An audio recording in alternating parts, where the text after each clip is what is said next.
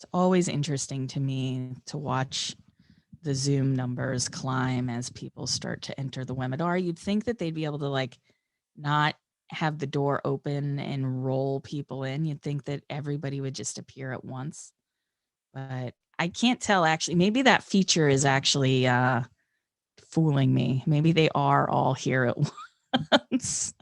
But let's get started with our first of the 2021 season, our first Big If True. Welcome, everybody. This is,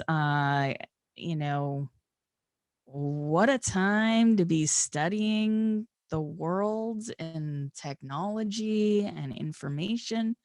I feel crazy most of the days because I am just overwhelmed by the amounts and the flurry and the shifting lenses by which we have to view this problem of misinformation at scale.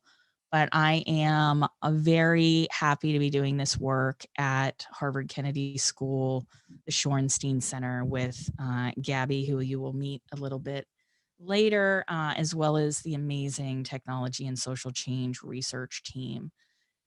Today, we're going to be talking about New Year, fresh threats, right? And really trying to think through what can mis and disinformation scholars learn from security studies as a field, and what happens when security threats are inflated by governments, and how do security studies scholars analyze and account for civil liberties against the rise of digital search and surveillance. Of course, over the last few months, we've been dealing with the COVID vaccine rollout and different cybersecurity and data breaches related to the SolarWinds hack. There's been many attempts to envelop us in more, service-oriented apps that do contact tracing, but also have very few ways of backing out once you opt in. And so there's a lot to talk about and to think with in terms of the concepts available to us through security studies, and especially this big broad question of, what isn't disinformation these days, and also thinking through how do we conceptualize what is actually a national security threat and what is BS, right? And of course, there's no communication without misinformation, which is to say that people can be wrong and often are, but how does misinformation reach such a level of scale that we end up having a large proportion of the US population not believing that the results of our election were free and fair? And so we're going to talk about some of these themes today, and I invite you to come back to other seminar series episodes. I don't know how to describe it. We're all on the web these days. But the point is to say that we've got some really awesome speakers lined up this semester, including a panel on Wednesday with several activists that have been dealing with neo-Nazis and extremists for years. Molly Conger, Emily Gorinsky, as well as Brandy Collins-Dexter, and then a couple of nerds, including myself, Whitney Phillips, and Kathleen Blue, to talk about that next Wednesday. But today we have Susan Landau from Tufts, and Erik Lin-Greenberg from MIT, and Gabrielle Lim, who's here with us at Shorenstein, who are going to help us untangle what it means for mis and disinformation campaigns to be considered threats to national security. We're going to discuss how civil society and the civil sector can understand these problems. We're going to get into the nitty-gritty about amplification and end-to-end encryption, And then at the end of this, everybody is going to be forced to describe what, something nice about the world, maybe even if it's just to say, I really enjoy, at the end of the day, petting my cats. We're not gonna, I hope we don't leave you with just such a sour, on a sour note. So I'm giving fair warn to the panelists that at the end of this, we do have to say something kind or else we don't want to leave people too enmeshed in the thick of the problem without some I don't know, some Slav for the soul. Uh, Susan Landau, of course, is the Bridge Professor in the Fletcher School of Law and Diplomacy and at the School of Engineering, Department of Computer Science at Tufts, which is just up the road from here. Her book, Listening In, Cybersecurity in an Insecure Age, was recently published by Yale University Press. And she's testified before Congress and briefed US and European policymakers on encryption, surveillance, and cybersecurity issues. Probably no one was more impactful on reining in the capacity for government to place backdoors in our hardware, especially our Apple hardware, as she was presenting information that really showed that we shouldn't make everything insecure in order to try to manage the threats posed by the baddies using certain hardware and technological products. Erik Lin-Greenberg is an assistant professor of political science at MIT. We won't hold the political science part of it against you, I promise. Maybe just a little bit. I'm a sociologist. We got to, we got to draw some lines here. At least you're not at Stanford. I'm kidding.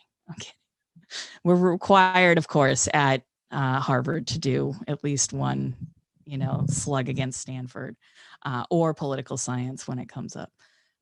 His research examines how emerging military technology affects conflict dynamics and the regulation and use of force, which I think is going to be really important to understand in this moment how domestic extremism or domestic terrorism gets conceptualized, because those visions are actually going to shape technology policy going forward.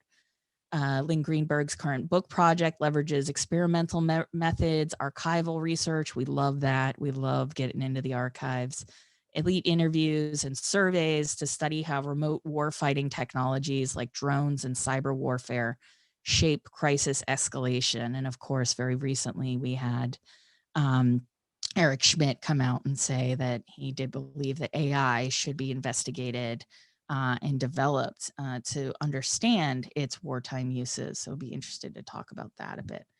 In his ongoing projects, he explores how technology influence alliance relationships and public attitudes towards the use of force, and is interested in the role of food in international politics, which is, maybe we'll ask you about your favorite recipe at the end here, because I'll tell you, I'm getting bored of grilled cheese, but that's my lifestyle. And then Gabby Lim is just someone I adore, but she's also a researcher at the Technology and Social Change Project at Harvard Shorenstein Center, and is a fellow at the Citizen Lab at the University of Toronto, which is at the Munk School of Global Affairs and Public Policy. And we're big fans of the work coming out of Citizen Lab. And her research focuses primarily on information technology, civil society and social movements, and global security.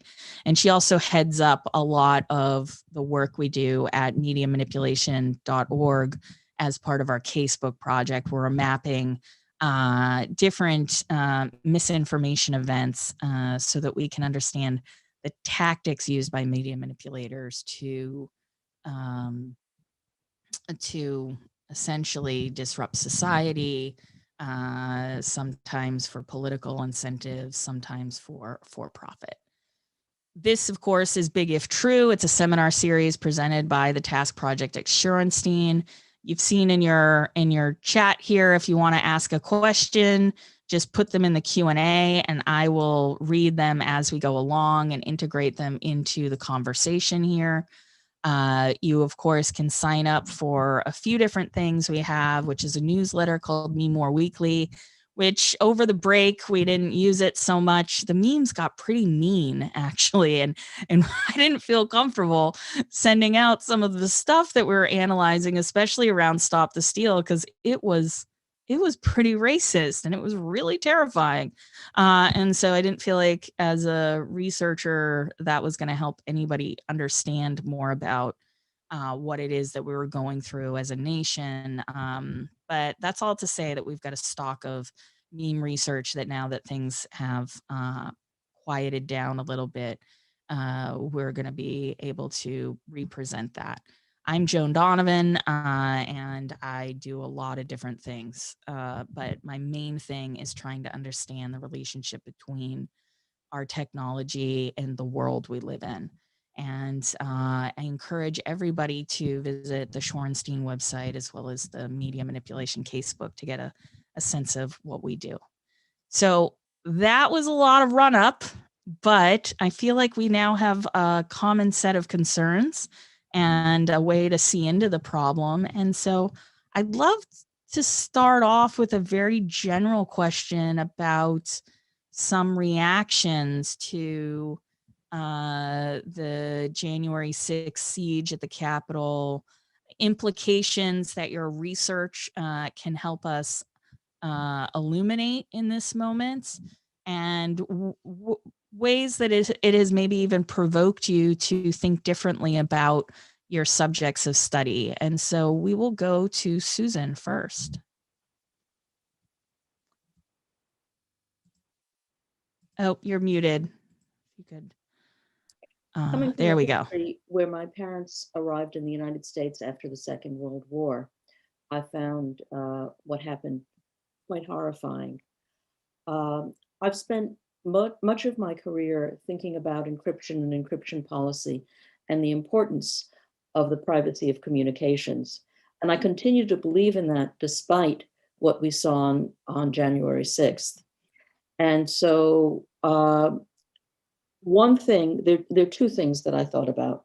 One is that I continue to believe that it is important to have consumer devices with end-to-end encryption. And that's because I think that wasn't actually much of a problem for this particular situation. These groups organized largely in public. We're not looking at cells of 3 people hidden that were doing the damage. You were seeing people who were quite visible. Had we been paying attention, had the right forces been paying attention. And we know that some of them were, but maybe not getting heard as loudly as they should. But the other, which is a more complicated one, is how we deal with domestic terrorism at scale. And that's not something we have confronted till now. I find myself pulled towards the idea of there needing to be a congressional study after we deal with the current aftermath, not right now, but a congressional study to look at the issue of dealing with domestic terrorism. How is it that it's been building for 30, 40 years now? It's not that it blew up out of nothing. How do we deal with it? How do we handle it in terms of laws? But also, how is it that we ignored it for the last 30 or 40 years? How is it that it blew up so large without our having paid adequate attention in the last few decades? So I think that we need a church committee style hearings and investigations to do both of those. How did we miss it? And how do we handle the laws in a time of civil insurrection? That's I think that's an incredibly important point, and I've also put out a similar sentiment on the interwebs, just to say that, yeah, there's a moment where we have to look at exactly what happened on January 6th to see what the security failures were on the Hill. But then beyond that, I think there has to be a longitudinal approach to this. Was percolating, this was growing, this was metastasizing, whatever kind of metaphor you want to put on it. It was getting worse, and there was a failure to respond, a failure to act, both within the private sector, who were enabling much of this on very open channels, and in the government sector as well. Erik, I'd love to hear from you. Thanks so much for the invitation to be here. Just really excited to be a part of this conversation. I mean, I think like Susan and also probably many Americans, I was pretty shocked and dismayed to see what was unfolding on the 6th.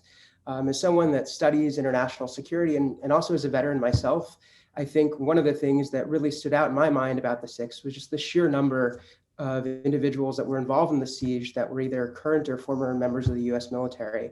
And as the investigations have unfolded in recent weeks, a lot of the media coverage is saying that many of these individuals had links to supremacist organizations, extremist organizations, and that's pretty disconcerting. And so I think there's room for technology to play a role in trying to counter this. When we look at the military, everyone is supposed to be vetted. The DoD in recent years has been experimenting with using AI and machine learning to help streamline the security clearance process. But from most of the public reports, that's a pretty narrow set of experiments that's being run. But I think there's a need now to do a better job vetting individuals, both coming into the military to make sure that we're able to root out extremists before they join the ranks, and then to continually reevaluate individuals once they join to look for signs of radicalization. And I think obviously technology has a role to play in this, and that raises all kinds of questions that I'm sure we can discuss that are outside of my lanes of expertise, but about privacy and civil liberties. But I think there's an important balance that needs to be made to make sure that individuals who raise their right hand and take an oath to defend this country don't undermine the democracy that they're asked to defend.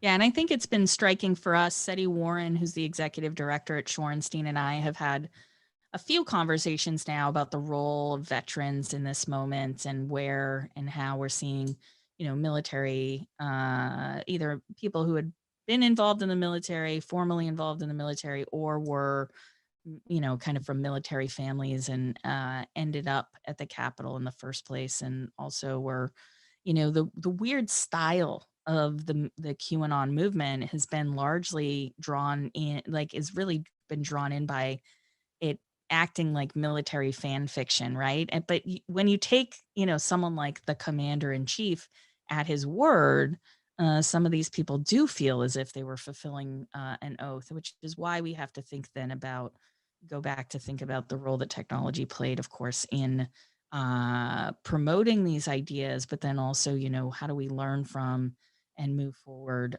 from this event with, of course, much better vetting, but then also, my big fear is that we're going to make this problem seem so big and intractable that we're not going to try, right? And so I think that your comments here are really insightful, and thank you, for your service as a veteran. I'm sure it's not easy to be in this moment and kind of watching things play out. I'm sure in your circles of friends and family, it's a very big topic. Gabby, how you doing? I'm good. Man, what a big question.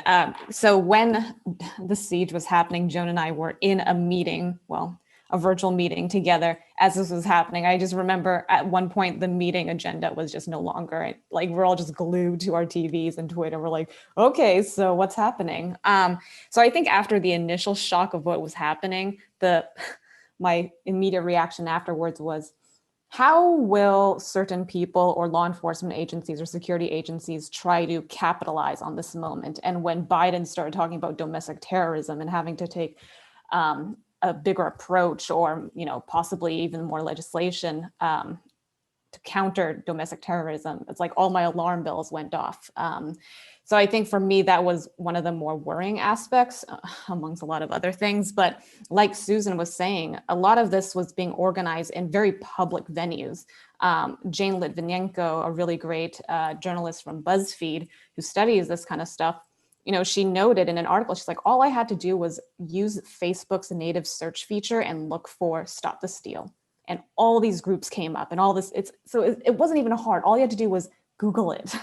So I think that to me is very concerning. It's, I'm very skeptical of any push to include new legislation or new terrorism charges onto the books.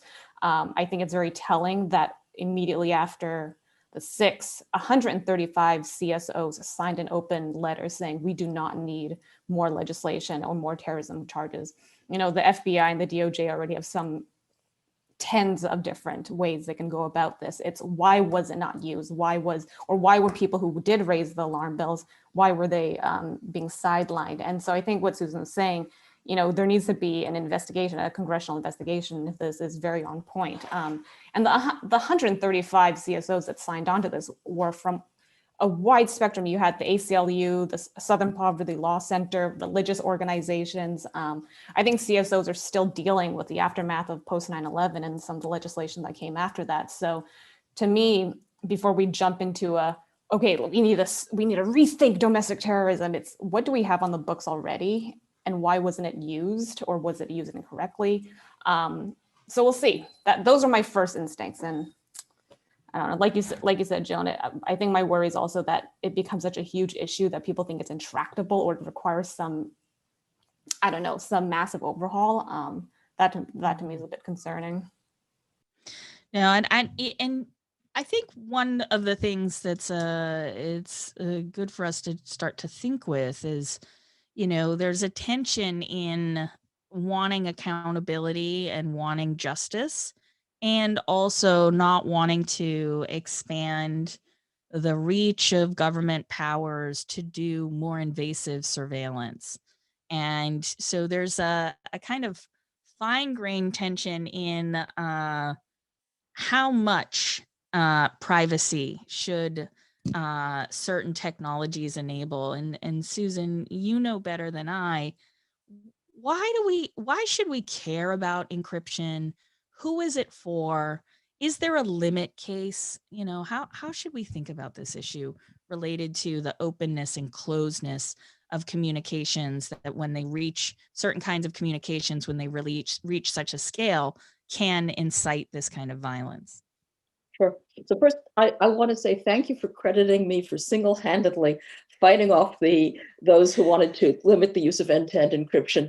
But while it's quite flattering to get that compliment, it's not true. There are many of us who have been involved in the battle over, whether you call it the last quarter century or the last 40 years, but there are many of us. So I'll take that compliment and share it with my colleagues. I appreciate that. And, I admire the work that you do. And so for me, it's just, but I do understand, like, we all work in a field, and credit tends to float to those who are published, but I know that you have a vast and thorough network of folks that are doing technical work as well as the civil society work. And so I feel you on that. Thank you. So, privacy is essential to our being able to be who we are. Gabby, you, Erik, none of us could do our work if everything we did was in public. The first nascent idea in Erik's head, the first thought you have, and you try it out on Gabby as you're having a conversation. She says, I don't know if she says this to you, but she might say, looking at her, she might say, no, Joan, I think that's kind of stupid. And then you say, well, let me refine it some. But those kinds of interactions, they're necessary. Dana Boyd talks about how teenagers view being private as hiding information from their parents and being completely public to the world. So putting up the lyrics of a song on their Facebook page, and it sounds cheerful, and their parents think, oh, everything's fine, and their friends know what the song really means, and they realize the person has just broken up with their boyfriend. So being private is really important, but it's important to a teenager because they're becoming autonomous from their parents. They're developing into their own selves. But it's important to society because it's how we develop new political ideas. Social security, for example, sounds like an old and tried thing, and we need to bolster it up. We need to make sure it lasts through our children's generation or our children's children's generation. But when it was first proposed, it was radical. When people were first thinking it through, the same way as Obamacare, when you're first thinking it through, it sounds like a radical change. You start raising that in public first, then it gets shot down. We need privacy of communications. That said, do we actually need a communication to be private and encrypted when it's going to 100 people, to 200 people? I can understand a business using a WhatsApp channel and figuring out the launch of a product and deciding they're going to use WhatsApp to discuss it rather than building their own tool internally or buying some corporate tool. They might want to talk to 10 people or 15 people, but 100 people, As I've said to you once before, it's well known that two people can keep a secret if one of them is dead. Once you share a communication with 100 people, even if it's end-to-end encrypted, it's not going to be private. And so we need to think about what's the use case. End-to-end encryption for communication between two people is one situation. End-to-end encryption for an army of people is a very different situation. Yeah, and I think it goes without saying that, even when you send a text or any kind of digital communication, the capacity for screenshots or forwarding, or even if someone else's device is not secure in a way, I think there's a lot of hype built into encryption as a technology, as if it's encrypted, therefore it is outside the purview. And I think we sometimes get encryption and privacy Well, confused and conflated. so encryption protects the message, but with the exception of Tor, the onion router, we don't protect the communications metadata. Who called whom when did that email get sent between what people? And in fact, IP communications reveal much more information than than call detail records do.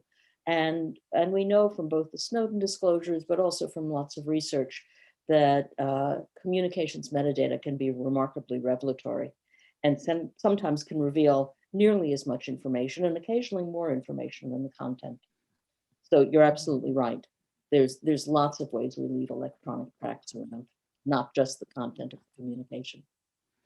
So let's shift a little bit to talk about openness and communications, because Erik, you have some interesting research that you're ramping up about the audience costs, and that when somebody puts, a global world leader or political elite puts information out into the world and it's found out to be a lie, there's supposedly supposed to be some kind of social tax or penalty that is paid for lying to the public. You want to describe this audience costs and help us understand more about, a little bit about how it used to be and how social media has maybe changed our interaction with world leaders? Yeah, absolutely. So I think you actually captured the notion of audience costs quite well, and probably better than I can do, right? So it's just this idea that when a leader makes a statement, typically a threat, and then backs down on that threat or reneges on it, they're punished by their publics, typically at the polls, for lying. Right, that inconsistency can sully the reputation of a state, which can harm the state's ability to bargain with rivals in the future. And so traditionally, the logic has gone that in order to hold a leader accountable, people need to know what that threat was. And so in many cases, if we look to the past, leaders have made their threats quite clearly, right, in an Oval Office speech or in a public announcement. But we've seen a proliferation of different outlets in which leaders can issue threats. During the Trump administration, there were often threats that were issued via tweet. And so this raises questions in the mind of the receiving nation and then also among the public. Right? Is that threat a credible threat? Has it been staffed through the whole of government, or was that just what the leader was thinking at a given time? And then what does it mean when a leader chooses to kind of back down on that threat, either using the same medium that he or she initially issued that threat on, or through a different outlet? So that's one element. The other thing that potentially makes it difficult or easier for the American public to hold leaders accountable is just this rise of multiple information sources that can be used to fact check the president. So I have a project that I just wrapped up with a good friend, Theo Milanopoulos, who's at UT Austin, in which we look at the role of commercial satellite imagery and how this information is often used to fact check the statements of leaders. And we find that these information sources, which used to be firmly in control of the government and intelligence services that are now available to the public, actually serve as quite powerful informational cues to the public that shapes their preferences and their views of the president, other official government officials, and also their thoughts on US foreign policy. And that project was actually motivated in large part by a lot of the events surrounding the Kim-Trump summits, right? You would have President Trump meet with Kim Jong-un. There would be a statement that would typically come out via tweet that says the North Koreans are dismantling missile technology. They no longer pose a threat. And then the next morning on the cover of the New York Times, there would be a nice commercial satellite image that says, well, no, that missile site hasn't been dismantled. And so that led to this broader question of, okay, well, how do these new information sources affect how people think about foreign policy? And the big takeaway there is that it matters. And we should think about the type of information that these outlets are releasing and the risks that actors might try to manipulate that information. And so, yeah, and that's a really good point. And it kind of gets to some of the work that Gabby's been doing around, there's this notion of information and the state. And then there's this like use of information about the state, right? Which is to say that the more open source intelligence we have, the more capacity it is for different groups to fact check or to clarify.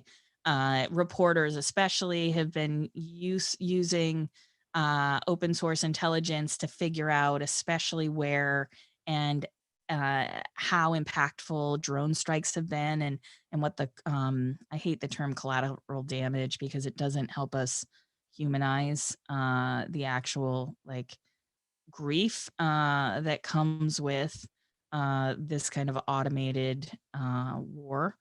But just to say that there are ways in which this technology is being used to make information about the state actionable.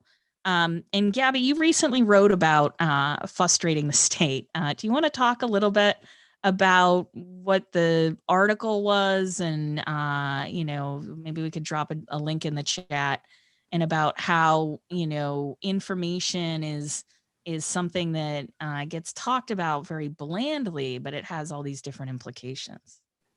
Yeah, so I wrote a piece. It was an essay for a series for McGill on sort of the aftermath, not the aftermath, we're still living through it, but since the onset of the pandemic, how we think about surveillance now. And so the article was it was a very simple article, actually. I wasn't making any grand claims, but really just to point to historical examples. And I think this is where I feel like we all live in this collective amnesia, but a lot of what we're going through is not necessarily new. The idea that the state or the government or even corporations want to label us and quantify us has been around for hundreds of years almost, beginning with the idea of medical surveillance.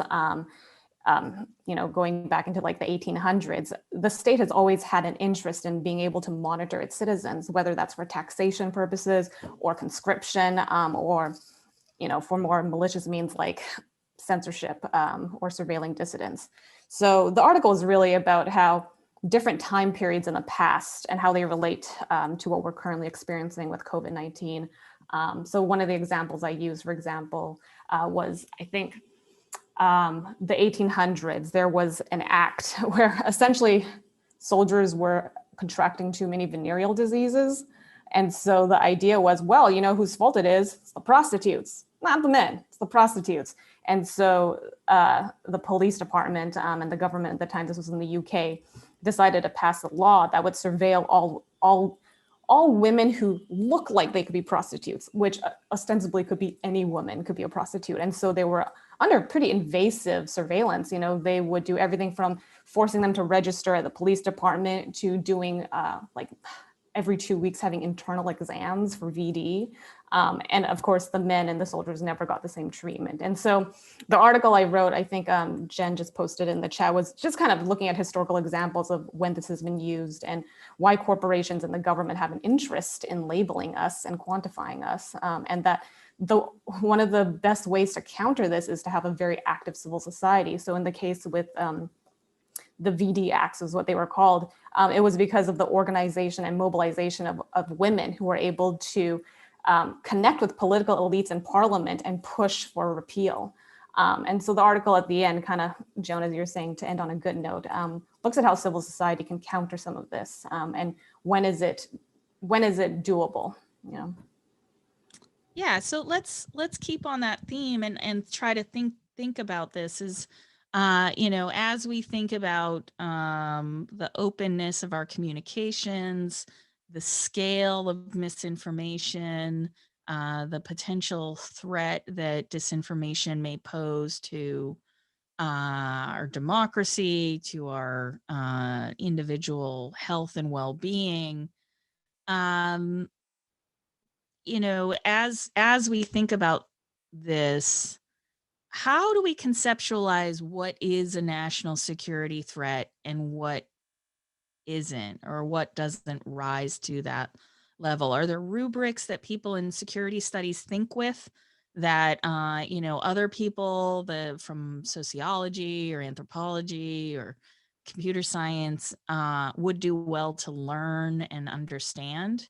I know I'm kind of throwing this out there, so Erik, maybe you have something you want to add? Sure, I can try to jump in. So I think security studies scholars typically look at what we might call hard security issues, so guns, bullets, and more.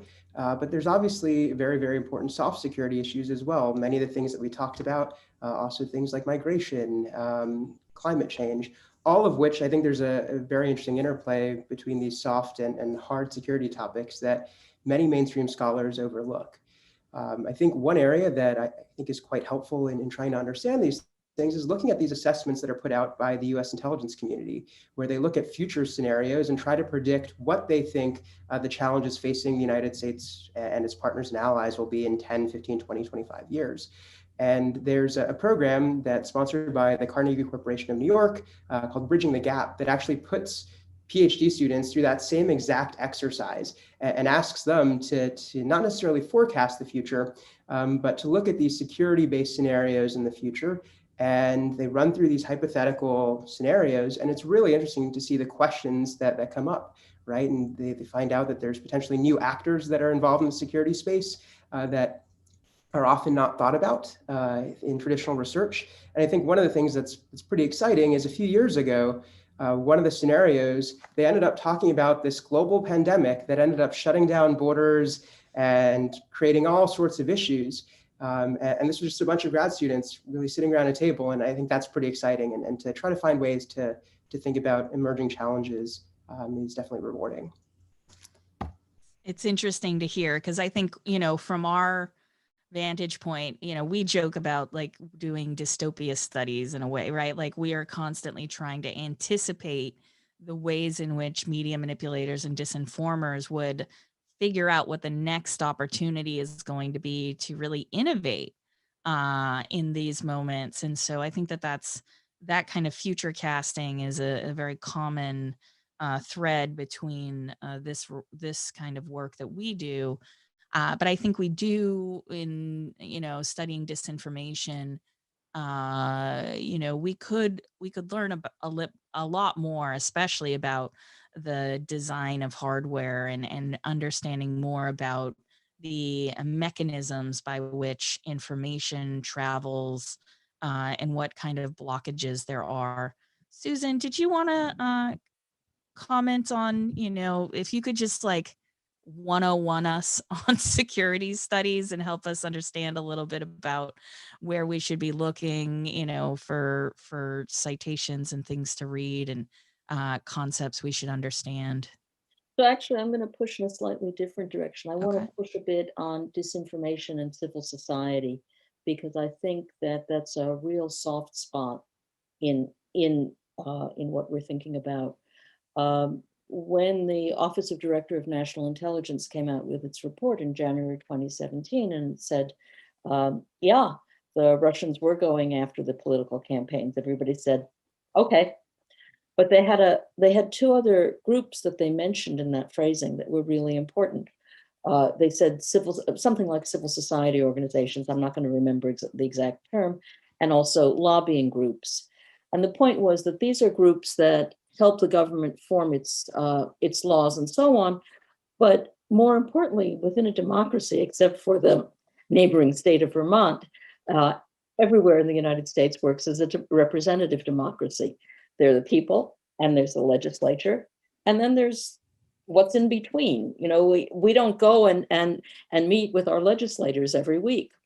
And so whether it's organizations like the Southern Poverty Law Center or the National Academy of Sciences or the parent-teacher organization or Planned Parenthood, they're organizations that bring information from legislators down down to the people to understand what's happening. They also transmit that information back up, something like Sierra Club. What happens when you mess up that layer in the middle? What happens is you very rapidly destroy society. You destroy a democracy. It's something that that the Soviet Union knew in 1917 and took care of in the Soviet Union. It's something that they knew about and took care of in Poland and Czechoslovakia and East Germany in the late 1940s, early 50s. They eliminated that piece of society so that there was no way of communicating between the two. And then what you learned was what the government told you. How can you mess it up? Well, steal emails, not just from the Hillary Clinton campaign, but steal them from the Climate Research Institute or unit at the University of East Anglia and publish them. I'm sure none of us sitting on the panel have ever written a flippant email about something we're working on, right? Or I have a rule: no emails after 9 p.m. In my house. Oh, you do 9 p.m. I do 8:30. Yes, I should switch actually. But the point is, we write flippant emails. We make critical comments about somebody that we don't want published. What happens when those? Or we say, I'm going to smudge the data a little, and we're joking. You know, we're not happy with how the data looks, so we say, I'm going to smudge the data a little. Our colleagues know we're not going to smudge the data, but now somebody publishes the mail. And what happened was a real turning against people who were publishing about climate change. Now do it at wide swaths of society. And so that brings me back to, of course, encryption. And why do I want to talk about encryption? Because you want encryption, you want the ability to protect data and the ability to protect communications available across wide swaths of society. It's not just executives in business or corporations that need it, but it's these civil society organizations that need it. It's something that I'm sure Gabby, with her experience from Citizen Lab, can talk a lot about too. Mm-hmm. Gabby, let's kick it over to you. I'm envisioning here, the way that you were lining it up. I see that the communication layer between the politicians and the public, if you disrupt it, and typically if you target civil society organizations, what you're really trying to do is target the groups that are working towards building trust between the public and politicians, but also the ones that are really most committed to truth and justice. And so, Gabby, I know that you've done extensive work on looking at how civil society groups have had to try to mitigate disinformation attacks, especially in Malaysia. Love to hear more about, what that looks like on the ground and how disinformation is really getting in the way of them making progress on the issues that they are actually supposed to be dealing with day to day. Yeah. Oh my goodness. So I think in a previous Big If True we had, we talked about how often civil society they're still democratic, but let's say illiberal tendencies, or hybrid democracies. They're confronting two issues. They have the disinformation, misinformation about them that's often targeted. And then on the other hand, they're dealing with censorship and surveillance. And so they're trying to navigate these two fronts at the same time. So for example, my research that was published last year with Data and Society looked at how did civil society mobilize against the anti-fake news law? And yes, it was literally called the anti-fake news law that criminalized the creation and dissemination, accidental or not. So you accidentally send misinfo, you technically could be arrested, fined indefinitely, and potentially jailed. And so it was really sobering, because when I would talk to these activists or lawyers or civil society organizations, most of them were against this law. Like they're like, there's no place for legislation to counter disinformation because they're so afraid of the potential consequences for censorship. But simultaneously, when I asked them, hey, have you ever been the target of, an online harassment campaign or a disinformation campaign? And by and large, a lot of them were like, oh yes, oh, definitely. And if you're talking about small organizations, some of these organizations might only be 5 to 10 people. If they have to suddenly dedicate one person or two people to deal with an online attack, that's taking out a huge amount of their resources, and can be quite costly. And so a recent study came out that was looking not on Malaysia, but they were looking at people who do medical communication. something very simple. And during COVID-19, I think we can all agree that, timely, relevant, accurate medical information is very important. They surveyed about 100 of these online medical communicators who use Twitter as their primary means of communication. And the vast majority of them had been targeted with harassment and misinformation. And speaking to Susan's point about why encryption matters and why privacy matters, one of them, I think they were working for a public, either a public institution or related to a university. And so I think it was an anti-vaxxer who FOIA'd the emails from this medical communicator, took those emails and started disseminating them to journalists to try to get them to bait them to publish, really discrediting and dismissive stories about this researcher. And I think about a quarter of them were either advised or told to go seek legal counsel or speak to law enforcement. And all of this to say is, yes, civil society is under attack in some form or another. But what we're hearing is we hear these stories again and again and again. I think Joan and I eventually will try to come up with a more systematic way to try to figure out what are the actual costs of this? What are the true costs of targeted misinformation over an open network? And how can we even counter this to begin with? And I think from my perspective as an educator, we see this happen a lot with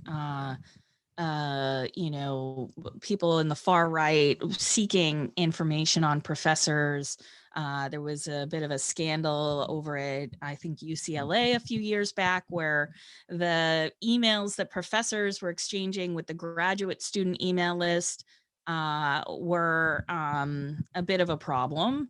And as a result, what it did, those emails were then leaked to a right-wing publication who really cherry-picked the wokest of the woke to say that, these students were, pressuring these conservative professors to acknowledge that there's racism on this campus. And so I do see this happening not just at the level of CSOs, but also targeting of individual professors and trying to utilize the web space as a networked terrain. And it's been very interesting to think about then this in the context of like what kind of information cleanup might need to happen. How do we think about, we've got a couple of questions in the Q&A too about like what is the role that these companies are supposed to have or others in getting defamatory or other kinds of communications removed from the web. And before we get into that, though, I wanted to just drop in the chat here and give Erik a minute to respond here about his work around relationships between, is there a way that civil society may utilize open source intelligence to help, at least either, I don't even know, is it in order to shed more context and explanation on misinformation campaigns, or does it seem like we need a better and bigger solution to this problem? Sure, I think there's a few ways that civil society can use open source intelligence. The first is really what we talked about earlier, to fact check leaders. But there's another way that I think is quite interesting. And that's essentially, in some cases, governments won't want to release classified information either because it's politically infeasible for them to do that, or because it might reveal sensitive sources and methods. So you can highlight open source intelligence information either through government channels or just work with partners and allow civil society to carry out essentially investigations of nefarious activity that was conducted. So for instance, when I guess it was MH17 that was shot down over Ukraine, much of that information that was analyzed in public was done by Bellingcat using open source information, looking at the Instagram photos that were posted by Russian air defense troops and looking at other types of information, because there was so much, I think, political challenge initially of pointing a finger directly at Russia. So it allows, I think, civil society to hold states accountable in a way when states are less willing to do so. And I also wanted to get back to Gabby's point and also Susan's point about kind of leaking these private communications. I think in many cases, this is a great way to, if you want to mess up alliance relationships, you leak information or create fake information about the willingness of leaders to follow through on alliance commitments. Right, the last presidential administration publicly made claims they were not going to, uphold certain types of alliance commitments, raised questions in the minds of many NATO allies. And you imagine, Russia or a nefarious actor trying to create fake information to raise doubts in the minds of the public in states like Estonia or Latvia and Lithuania. And I think that's incredibly problematic and quite dangerous. Yeah, 100%. That just reminds me, one of the first investigations or reports I did was with Citizen Lab on ostensibly, we think it, again, attribution is tricky, but ostensibly an Iranian aligned group that for years was sowing very specific, almost like inside baseball, fake news that was, all of their narratives were basically on sowing discord between alliances. So between the UAE and Saudi Arabia, for example, between Israel and the United States, between Germany and France. And some of these were so inside baseball. I was like, to the layperson reading this, they'd be like, why does this matter? But then you read almost in between the lines, and it's like, oh, they're trying to sow some division between, say, MBS from Saudi Arabia and another, Gulf state. Whether or not that was effective, I don't think so. But they were trying to do it. And they even swiped the Belfer Centers. They copied the Belfer Center, published it on like belfercenter.net instead. And then just made some really disparaging remarks, I think, about an Israeli defense minister or intelligence minister. So yeah, it's the possibility is there. I also wonder, sorry, Erik, you mentioned something when you talk about audience costs and the saliency of the threat or how clear that threat is. Do you think now that, because everything is so open, how does this muddy the waters? I think you mentioned that as well. Like, so if say someone were to go online onto Twitter or make a statement, make a threat, it's not just that they make the threat and then the audience either penalizes them after. It's kind of interactive. So it's going on at the same time. People are replying to the threats almost in real time. And I wonder if the audience or the base has any sway in how salient or clear a message is, or if it just makes it much worse. Yeah, absolutely. I think traditional audience cost logics think that the entire domestic population in the US sees that audience cost, right? And then it was initially considered to be quite exciting if you could look at conservative voters and less conservative voters and try to break that out. But now I think you have so many different audiences depending on where a threat is initially issued, right? There's echo chambers on the internet, there's echo chambers elsewhere. And so perhaps, that threat is very, very salient to certain populations that go beyond just looking at, political partisan ID, but along a number of other lines as well. So I think it's a really interesting room to study who sees these threats and then who holds leaders accountable when they back down, depending on kind of where that initial threat was issued and where those echo chambers are. It's almost as if we want to say the medium is the message. Remember that one? Back in the day. Yeah.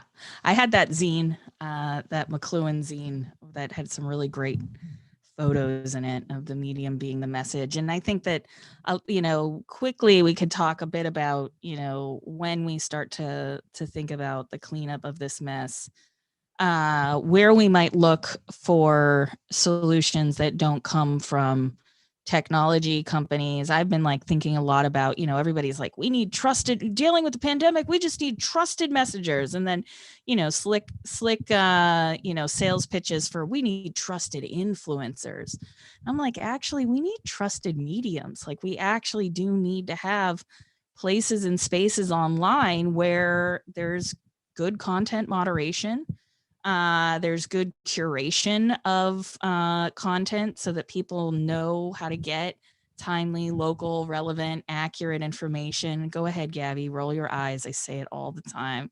But I really think that we need to have spaces online where we understand the roles that different big power players are using the technical capacities of social media to kind of hide either who they are, what their intentions are. And they're, cloaking themselves as legitimate sources. They're also cloaking themselves as news organizations or journalists. And that's not just to say that you should blanketly, accept certain journalistic outlets as true. I really think that people need to apply a kind of critical imagination to all information that they receive.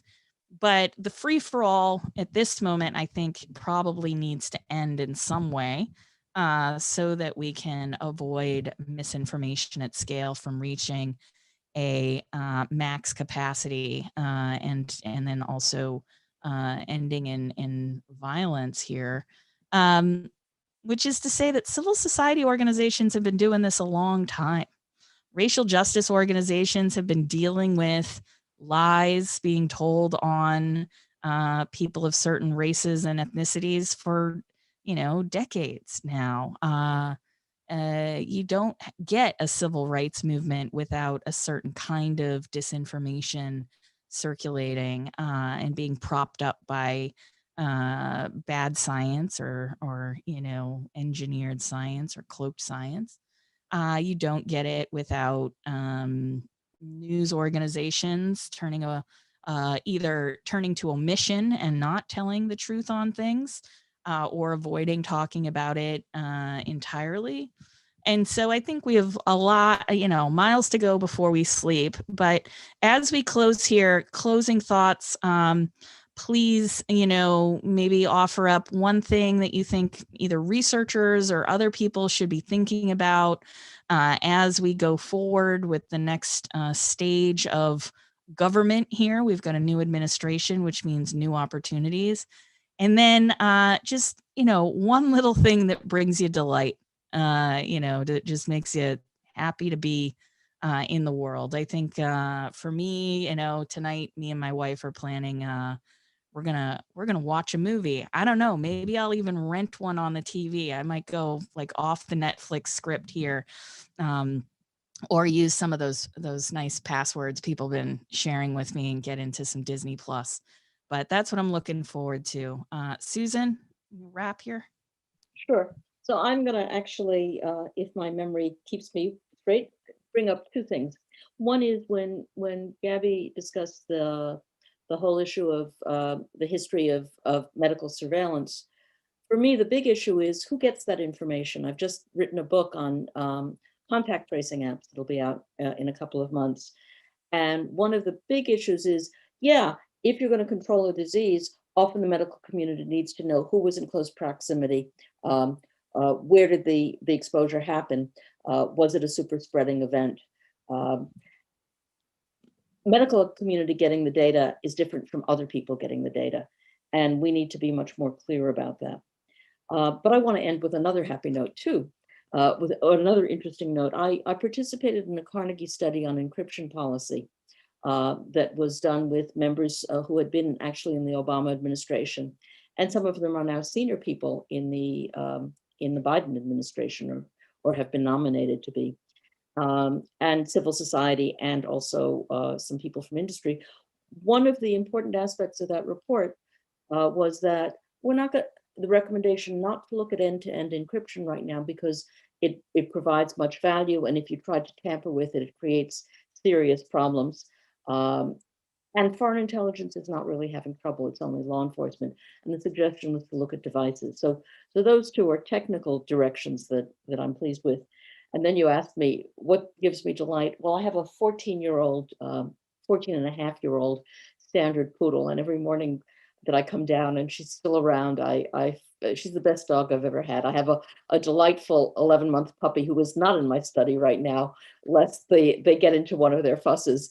But I realized you can see my 14 and a half-year-old gray standard poodle sitting in the background quietly. And she brings me great delight.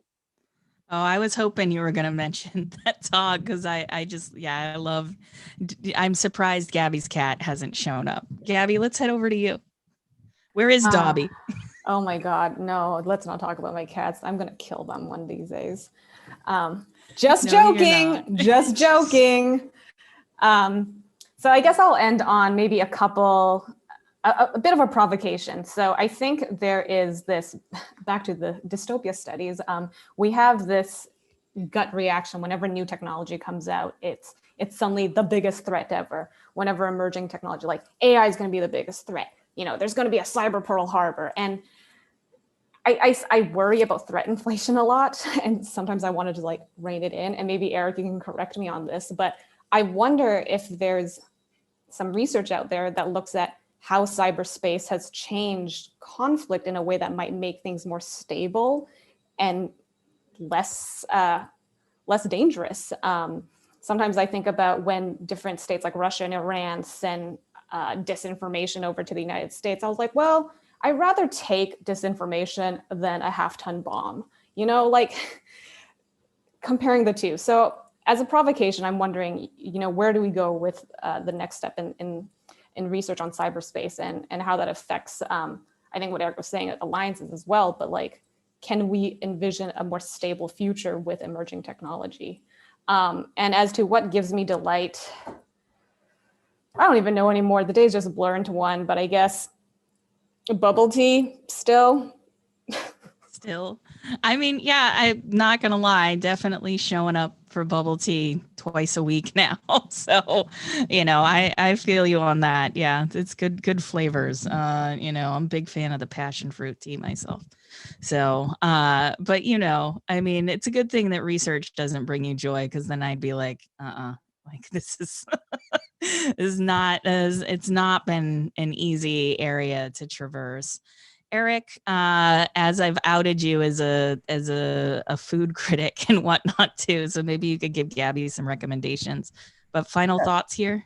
So actually, Gabby, your comments actually align with what my final thoughts were going to be, and that's essentially, I think, in many cases, pundits, I think, treat technological development and emerging technologies in this very deterministic way, without realizing that it is inherently a tool. It's a social construction that's used by policymakers or members of the public. And I think that's good in a few ways. So maybe these are my substantive bright sides, and I'll talk about my foodie bright side in a second. So one bright side that we've talked about already is this increased transparency, perhaps increases accountability against governments. And the second is exactly what you said, Gabby, right? There's these new tools that really expand the policy menu for decision makers when they're trying to figure out how to coerce or influence rivals and friends. So instead of using that half-pound bomb, you have other options now. And whether that option is a precision drone strike or a misinformation campaign, those really create this continuum in which force or other means can be used. And in my mind, and I think a lot of people disagree with me, right, is that this potentially leads to a more stable world. Maybe you have more small-scale incidents, but at the end of the day, the risk of large-scale conventional war is less. So in terms of my foodie bright side, I think quarantine and the pandemic has kept me inside much more than I normally am. So I've been doing a lot more cooking. So my current dish that I'm trying to perfect, Gabby, you mentioned Malaysia a bunch earlier, is Hainan chicken rice. Right, so one of the national dishes of several countries in Southeast Asia. Oh my God, that's amazing. Yeah, and from a nerdy IR standpoint, lots of states have tried to claim this as their national dish, which has led to kind of these small disputes between, trade ministries and whatnot. So that's what I'm spending a lot of my time doing, and I might even try to do that tonight, but we'll see. That's very impressive. That is, it's like a simple dish, but it's hard to perfect. I might be using my Instapot tonight, talking about how technology helps people with different tasks. So we'll see how that turns out. I love that. Well, thank you all for spending this time with me. I have learned so much. I took copious notes so that I can go back and fact check you. No, I'm just kidding. And I want to thank Shorenstein Center, Ali and Jen for doing the controls here, and then also encourage people to look at the GBH Forum Network, who is streaming this. GBH has been great at making sure that our stuff reaches a much wider audience, public audience, and so they're on Twitter at GBH Forum Network. And thank you again for streaming us today. And just, it's the weekend. Let's do it right. Get that sunshine, take those dogs for a walk, get outside, and enjoy the time we have together. Thank you so much. And I will